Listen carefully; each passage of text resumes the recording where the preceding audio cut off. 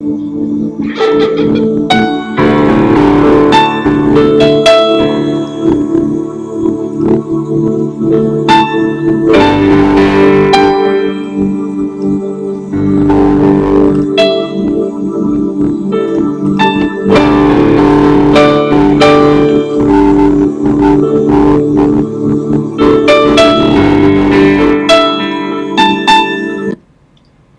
everyone. Tonight we're going to be talking about whether if you are a good fruit, Caitlin, or a bad fruit.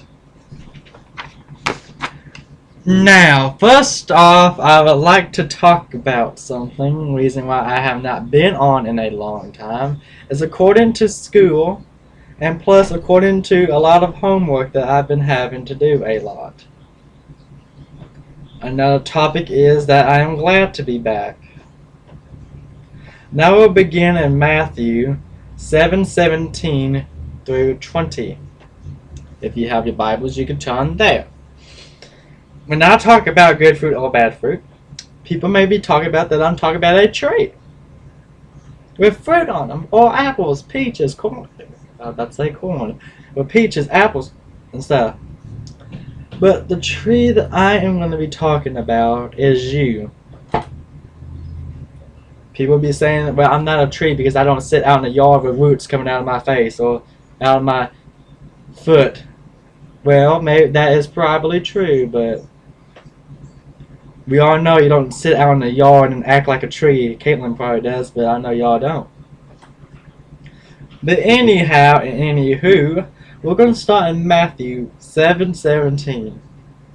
And we're going to begin reading there.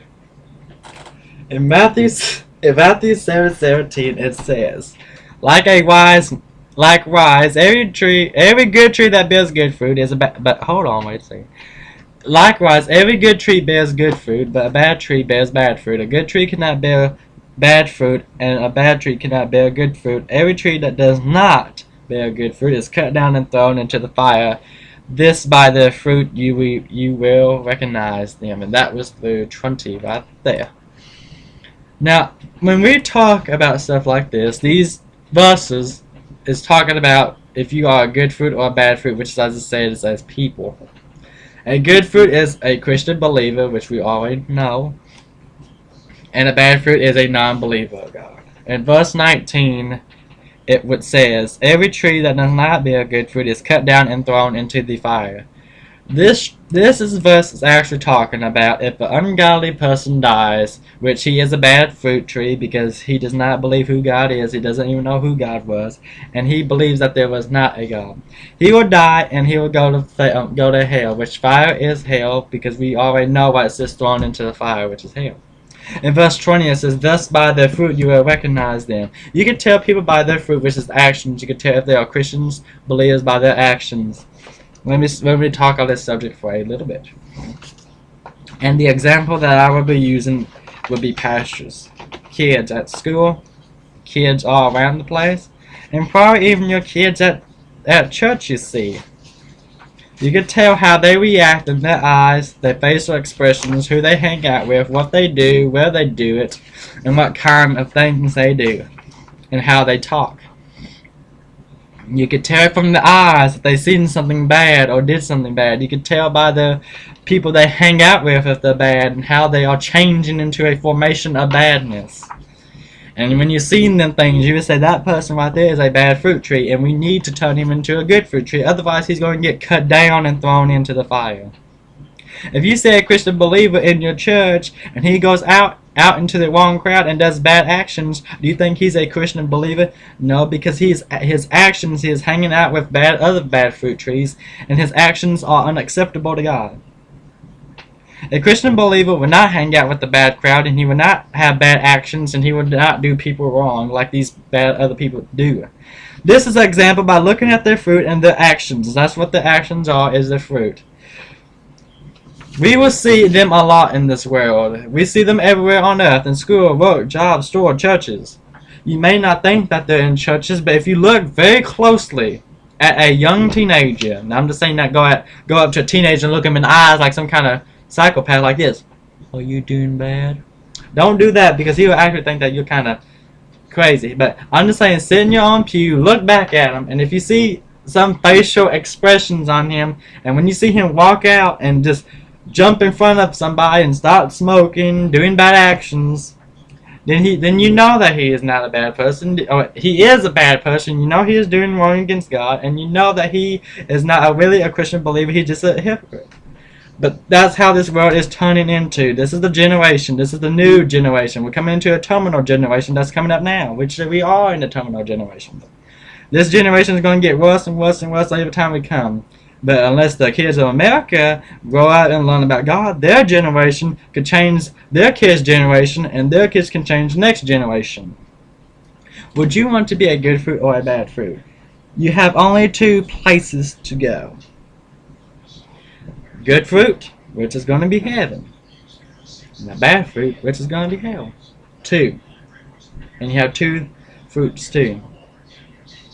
As an example, you know how a tree, when it has plants on it that dies. As an example, you know they have to cut that tree down, otherwise it's going to fall down and crash on top of somebody's house, or crash on top of a car and kill somebody. That's what it's talking about, that you will be cut down. And the only thing to get wreck of a tree is to set it on fire. You could let the tree man come by and pick it up. Either way. But we're going to be talking about setting the tree on fire. The tree man's not going to be involved in this, okay? The tree man is gone. We're talking about spiritual fire. We're talking about spiritual bodies. We're talking about spiritual trees, which is us, even though we are a temple. As you know, I don't have no leaves on me, so that means I'm not a real tree. I'm a spiritual tree of God. But if we so happen to keep our sinful lives in us, we will be a bad tree until we die. And when we die, we appear in hell. And then we'll be set on fire because we knew that we were that bad tree that just got cut down by God and just thrown into the fire like the other rest of the trees have on earth. Because you know, when you cut down a tree, you throw it in the fire, and you know how it sits there for a long time and burns and it burns and burns and finally just turns to ash, right? That means their process of burning is over. But apparently, when we get thrown into fire, our process of burning will never be over. We will never turn to ash. No skin particles will fall off of us. Well, it's not skin particles. None of us. We will not burn and dissolve into the ground like the trees do. We will not go away, die, turn to ash. We would just sit there, burn, running all over the place, finding no way to escape out. The devil's going to be shuffling us up all around on the ground, making us burn harder and harder and harder because he likes to see us have pain. But that's going to be your punishment. My Lord. Don't let food hang around. Yeah! Clean it up with Orbit. I'm sorry, I don't know how that came for a on. good clean feeling. Drink your Orbit. Okay, since that's over now, I don't know how that came on about Orbit. But anyway, I think it's some kind of commercial that just popped on. But anyhow, once we go to hell, there's no way escaping the pits of hell. But when we get to heaven, we're a good fruit tree. And you know that. That means our tree is going to stay blossom. We're going to stay nice and pretty. We won't have no leaves fall off of us. We ain't going to get cut down or thrown in the fire because in heaven there ain't no fire. All there is nice moisture that's going to keep us staying up. But if you go to hell, there ain't going to be no moisture. So that means it's going to be a dead, dissolved tree. But the only problem with that is that you aren't dissolving hell. All you would do is just feel that pain gaining up on you and gaining up on you. But when you get to heaven, you won't. You the same thing. You won't dissolve. But the only problem up there is, but there ain't no problem up there. But you will always stay living. You will never burn. You be good as new.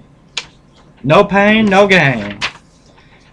No more sin and no more crying. And then we won't be cut down no more by our friends. We won't be made fun of no more by our friends. We won't see no more sinful people up there in heaven. We won't be seeing no more hypocrites up there in heaven. We won't be seeing no more people in church acting like a Christian. We won't be seeing pastors acting like a Christian, even though some do act like a Christian just because they want people's money. They want to be rich. And I've seen something on YouTube about these pastors with big houses. And these pastors buy the most expensive houses you can ever think of in your lives, like these $6.5 million mansions and all that. While they could be buying Bibles for the people in South Africa to read, while they could be buying Bibles for the whole world to read, instead of buying themselves houses to live in, an expensive house.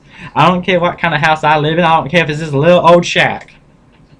A house is a house. It keeps you comfort, even though people in South Africa needs Bibles. People in Japan, Africa, China, Puerto Rico, Hawaii, homeless people needs Bibles.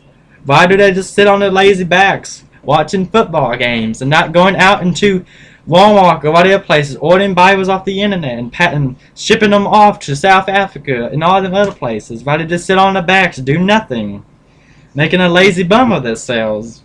Because let me tell you, because they got caught up in the money they have been gaining from the churches.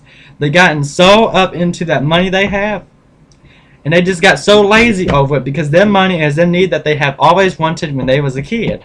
They are focused on the money more than God. When they get to church, they be saying, "I'm just gonna make up a sermon here. I don't care what kind of sermon it is." Hey, they already heard all my sermons. That's what they are thinking. And you actually think you are getting something out of it, but you probably really are not getting nothing out of it, because they are probably lying on the sermon, twisting it around like some kind of toy, and then you be getting the wrong information. Then you realize that that pastor is a bad fruit, and he's trying to turn your soul into a bad fruit tree. That's why you need to ask your pastor questions. You need to look at your pastor's house. If his house is like a 5-story building, then you know that something's up.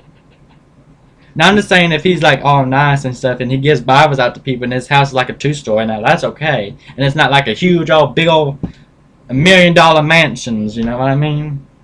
There are pastors out there. I seen one time on the news, well, not on the news, on YouTube, there's a pastor who has a 2-story house, indoor pool, indoor hot tub, and everything else you could think of in that house. Why would you need a luxury house? The only luxury house you need is God holding your house up, because God could just slam his hand down on that house and that whole house will collapse on you. And blink of an eye, he could do that.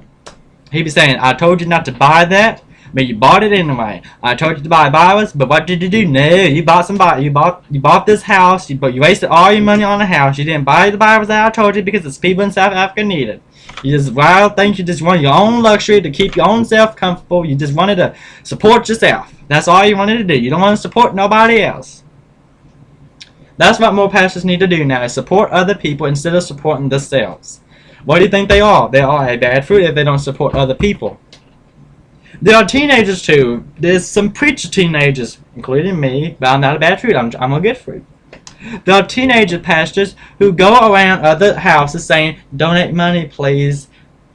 But actually, you know what they're doing? They're probably buying drugs from other kids, saying, "Yeah, I own a church here and there's on that road, and I want to know if you can donate some money." But you know what they could be doing? They could be buying drugs instead of buying Bibles. And after they buy the fake Bibles, they buy some more fake Bibles. I'm using it as fake Bibles as a drug, okay?